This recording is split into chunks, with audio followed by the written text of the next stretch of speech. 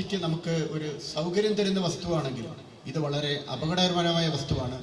നമ്മുടെ മനുഷ്യരാശിയുടെ നിലനിൽപ്പിന് തന്നെ ഒരു ഭീഷണിയാകുന്ന ഒരു വസ്തുവാണെന്ന് നമ്മളെല്ലാം മനസ്സിലാക്കിയിട്ടുണ്ട്. കത്തിച്ചു കളഞ്ഞാൽ അതിൽ നിന്ന് അതിനേക്കാളധികം ആരോഗ്യത്തിന് ഹാനികരമാകുന്ന പദാർത്ഥങ്ങൾ ഉത്പാദിക്കപ്പെടും. എവിടെയെങ്കിലും കൊണ്ട് ഡംപ് ചെയ്ത് കുഴിച്ചു മൂടുകയെന്ന് വെച്ചാൽ ആ പ്ലാസ്റ്റിക്കിൽ അടങ്ങിയിരിക്കുന്ന രാസവസ്തുക്കൾ ഒലിച്ചിറങ്ങി നമ്മുടെ ഗ്രൗണ്ട് വാട്ടറും നമ്മൾ കുടിക്കുന്ന വെള്ളവും എല്ലാം മലിനമാക്കും. ഇനി വലിച്ചെറിയുന്ന കവറുകളിൽ ഒരു തുള്ളി കുറച്ച് 2-3 തുള്ളി വെള്ളം കെട്ടി നിന്നാൽ തന്നെ അത് പല സാംക്രമിക രോഗങ്ങളും പകർത്തുന്നതിന് കാരണമാക്കും. ഈ ഡെങ്കു പോലുള്ള രോഗങ്ങൾ പകരുന്ന സ്ഥലത്ത് നമ്മൾ കാണാം മാലിന്യം നിക്ഷേപിക്കുന്നതുമായിട്ട് വളരെ അടുത്ത ബന്ധമുണ്ട്. അപ്പോൾ ഒരു വലിയ അപകടം പിടിച്ച വസ്തുവാണ്.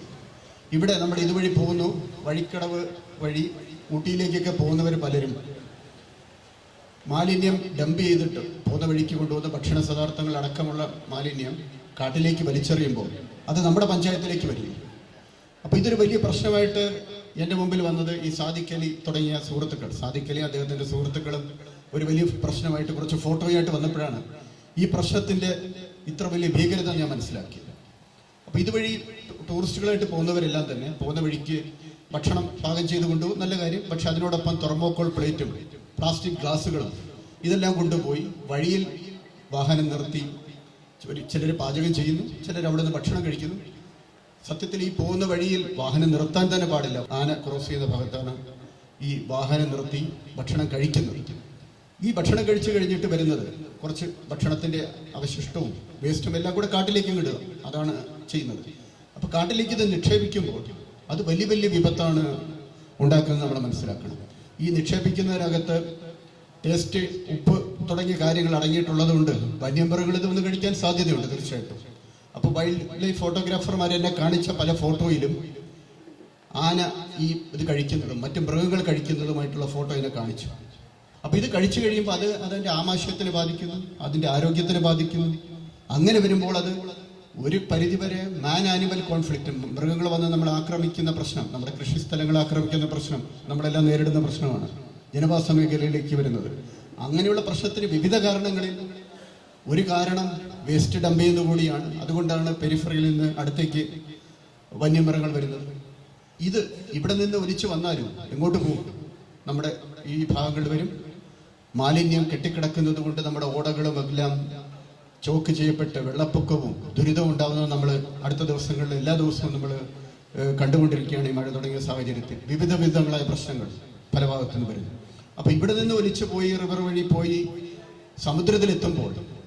സമുദ്രത്തിലെത്തി മൈക്രോ പ്ലാസ്റ്റിക് ആയിട്ട് നമ്മൾ മനസ്സിലാക്കുന്നത്, നമ്മൾ റിസർച്ചുകളിൽ കണ്ടെത്തിയിരിക്കുന്നത് കഴിക്കാനുള്ള വസ്തുവായിട്ട് മൈക്രോ പ്ലാസ്റ്റിക് ഒരു ഫോഗ് പോലെ ഫോം ചെയ്ത് ഒരു വെള്ള കളറിൽ കാണുമ്പോൾ അപ്പോൾ ചെറിയ മീനുകൾ പ്ലാങ്ക്ടൺസ് ആണെന്ന് വിചാരിച്ചിട്ട് ഈ മൈക്രോ പ്ലാസ്റ്റിക്കിനെ കഴിക്കും, അത് വലിയ മീനുകളെ കഴിക്കും. അങ്ങനെ നമ്മൾ ഭക്ഷണത്തിലൂടെ മൈക്രോ പ്ലാസ്റ്റിക് നമ്മുടെ സർക്കുലേറ്ററി സിസ്റ്റത്തിൽ വന്നു. നമ്മുടെ രക്തം പരിശോധിക്കുമ്പോൾ അതിൽ മൈക്രോ പ്ലാസ്റ്റിക് വന്നു എന്ന് നിരവധി കണ്ടുപിടുത്തങ്ങൾ കണ്ടുപിടിച്ചു.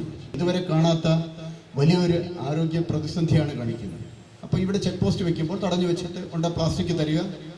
അപ്പോൾ ഇങ്ങനെ ഒരു നടപടി നമ്മൾ സ്വീകരിച്ചില്ലെങ്കിൽ അത് കാലതാമസം ഉണ്ടായി വലിയൊരു വിപത്തിലേക്കാണ് പോകുന്നത്. നമ്മുടെ പ്രദേശത്തിന്റെ നിലനിൽപ്പിന് നമ്മുടെ ഓടകളെല്ലാം നിറഞ്ഞു പോകുന്നു. ചെറിയ മഴയിൽ പോലും നമ്മുടെ ചെറിയ ചെറിയ പ്രദേശങ്ങളെല്ലാം വെള്ളക്കെട്ടിലാകുന്നു, വീടുകളിൽ വെള്ളം കയറുന്നു. ഇതെല്ലാം വന്ന് വലിയൊരു പ്രതിസന്ധി അഭിമുഖീകരിക്കുന്നു. വഴിക്കടവ് പഞ്ചായത്തും ഈ സമീപ പഞ്ചായത്തുകളുടെയും താല്പര്യത്തോടെ ഇവിടെ വളരെ മാതൃകാപരമായ ഒരു പ്രവർത്തനം മുമ്പോട്ട് വെച്ചതിന് ഈ പഞ്ചായത്തിൻ്റെ ഭരണസമിതി സെക്രട്ടറി എല്ലാം എത്ര അഭിനന്ദിച്ചാലും മതിയാവില്ല. വളരെ വേഗത്തിലാണ് തീരുമാനം എടുത്തത്. സാദിഖ് അലിയെ പോലെയുള്ളവരാണ് നിരന്തരമായിട്ട് ഇതിൻ്റെ ആവശ്യകതയെപ്പറ്റി നമ്മളെ മനസ്സിലാക്കിച്ചത്. ഇത് ആർക്കും ബുദ്ധിമുട്ടുള്ളൊരു കാര്യമല്ല. വീട്ടിൽ നിന്നൊരു ബസ്സിൽ വരുമ്പോൾ വീട്ടിലുള്ള സ്റ്റീൽ പ്ലേറ്റ് എടുത്തുകൊണ്ട് വരിക, സ്റ്റീൽ ഗ്ലാസ് എടുത്തുകൊണ്ട് വരിക, അവർ വലിച്ച് കാട്ടിലേക്ക് വേസ്റ്റ് വലിച്ചെറിയാതെ ഒരു വേസ്റ്റ് ബിന്നിൽ തന്നെ തിരിച്ചു കൊണ്ടുപോവുക. അങ്ങനെ ചെയ്തു കഴിഞ്ഞാൽ മാത്രമേ നമുക്കിത് നമ്മുടെ പ്രധാനപ്പെട്ട കേന്ദ്രങ്ങൾ, കാടും നമ്മുടെ നാടും ഒക്കെ സംരക്ഷിക്കാൻ പറ്റുള്ളൂ. വളരെ മാതൃകാപരമായ തുടക്കമാണ്. 1 മാസം കഴിയുമ്പോൾ വളരെ ശക്തമായിട്ട് നമ്മൾ എൻഫോഴ്സ് ചെയ്യാൻ തന്നെയാണ് നമ്മൾ ഉദ്ദേശിക്കുന്നത്. ഓണം ഹോളിഡേ ഒക്കെ വരുമ്പോഴത്തേക്ക് ശക്തമായ എൻഫോഴ്സ്മെന്റ് ഉണ്ടാവും. വാഹനങ്ങൾ കയറി ഒറ്റ ടൈമിൽ ഉപയോഗിക്കുന്ന പ്ലാസ്റ്റിക് ഉണ്ടെങ്കിൽ പിടിച്ചെടുക്കുകയും അതിന് ഫൈൻ ഈടാക്കുകയും യാതൊരു ദാക്ഷിണ്യമില്ലാത്ത നടപടികൾ നമ്മൾ സ്വീകരിക്കേണ്ടി വരും.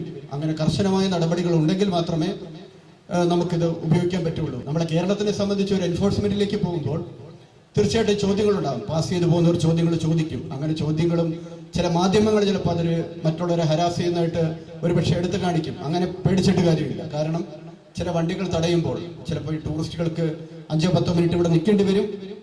അത് വലിയൊരു പ്രശ്നം ഉണ്ടാക്കി എന്നൊക്കെ പറഞ്ഞ് ചിലപ്പോൾ നമുക്കെതിരായിട്ടും വാർത്തയും പ്രചരണവും ഒക്കെ വരും. പരിശോധിക്കാൻ പോകുമ്പോൾ ആൾക്കാർ ഈ പരിശോധിക്കുന്നവരെയൊക്കെ വീഡിയോ എടുത്ത് ഫേസ്ബുക്കിലൊക്കെ ഇട്ട് ഞങ്ങൾ ഹരാസ് ചെയ്യുമെന്ന് പറയും. പക്ഷേ അങ്ങനെയല്ല ഉദ്ദേശിക്കുന്നത്. ആരെയും ഹരാസ് ചെയ്യാനല്ല ഉദ്ദേശിക്കുന്നത്. സൗഹൃദപരമായി പരിശോധിച്ച് ഇത് 1 മാസത്തിന് ശേഷം ഇതുവഴി പോകുന്ന ഒരു വണ്ടിയിലും ഒറ്റത്തവണ യൂസ് ചെയ്യുന്ന പ്ലാസ്റ്റിക്കിൽ ഉണ്ടാകാൻ പാടില്ല. അങ്ങനെയുള്ള നടപടികൾ നമ്മൾ നിർബന്ധമാക്കപ്പെട്ടിരിക്കുന്നു. ആ നടപടികൾ സ്വീകരിച്ചില്ലെങ്കിൽ നമുക്ക് നമ്മുടെ മാനവ സമൂഹത്തിന് നിലനിൽപ്പില്ല, വലിയൊരു ഭീഷണിയാണ്. അപ്പം വളരെ മാതൃകാപരമായൊരു കാര്യമാണ് ഇത് എടുത്തിരിക്കുന്നത്, പഞ്ചായത്ത് എടുത്തിരിക്കുന്നത്. ഇതിന് സഹകരിച്ച എല്ലാവരും ഉണ്ട്. അപ്പോൾ ഇത് മുമ്പോട്ട് കൊണ്ടുപോകണമെങ്കിൽ എല്ലാവരുടെയും സഹകരണം തീർച്ചയായിട്ടും ആവശ്യമാണ്. നമ്മുടെ മലപ്പുറം ജില്ലയിൽ പ്രവേശിക്കുമ്പോൾ അപ്പോൾ ഇത് ആദ്യമായിട്ട് ഇവിടെ തുടങ്ങി എല്ലാ ടൂറിസ്റ്റ് കേന്ദ്രങ്ങളും ഇതുപോലെയുള്ള ചെക്ക് പോസ്റ്റുകൾ സ്ഥാപിക്കണം. നമ്മൾ വലിയൊരു ക്രൈസിസിനെ അഭിമുഖീകരിക്കുകയാണ്. ഈ പ്രാധാന്യം, ഈ ഇമ്പോർട്ടൻസ് എല്ലാവരും മനസ്സിലാക്കിയാൽ നമുക്കിവിടെ വളരെ വളരെ നല്ല രീതിയിൽ നമ്മുടെ പ്രകൃതിയും ജലവും വായുവും എല്ലാം സംരക്ഷിക്കാൻ പറ്റും. നമ്മുടെ ആരോഗ്യത്തിന് സംരക്ഷിക്കാൻ പറ്റും. അതിൻ്റെ പ്രാധാന്യം ഉൾക്കൊണ്ടുകൊണ്ട് എല്ലാവരും പ്രവർത്തിക്കണം. ഇതിനെ മുൻകൈ എടുത്തവരെ എല്ലാവരെയും ഒരിക്കൽ കൂടി അഭിനന്ദിച്ചുകൊണ്ട് വളരെ സന്തോഷത്തോടു കൂടി ഈ പ്ലാസ്റ്റിക് ചെക്ക് പോസ്റ്റ് ഉദ്ഘാടനം ചെയ്തതായി പ്രഖ്യാപിച്ചുകൊള്ളു.